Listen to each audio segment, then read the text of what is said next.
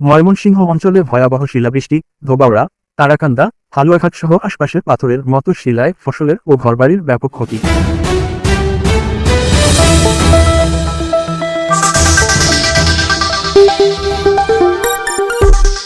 গতকাল রাতে ময়মনসিংহ অঞ্চলের বিভিন্ন উপজেলা ও আশপাশের জেলাগুলোতে তীব্র ঝড়, বজ্রপাত ও ব্যাপক শিলাবৃষ্টির ঘটনা ঘটেছে।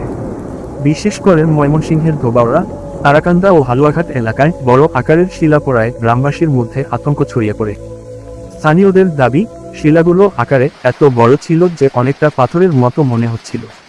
অনেকেই জানিয়েছেন, জীবনে এত বড়, এত বেশি শিলাবৃষ্টি তারা আগে কখনো দেখেননি। এই শিলাবৃষ্টিতে ফসলের মাঠ, ঘরবাড়ি, ধান ও সবজি ক্ষেতসহ অনেক কৃষিজমিতে ব্যাপক ক্ষতির আশঙ্কা করা হচ্ছে।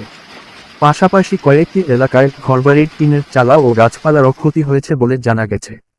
এদিকে নেত্রকোনা, জামালপুর ও শেরপুর জেলার কিছু এলাকাতেও ঝড় ও শিলাবৃষ্টির খবর পাওয়া গেছে।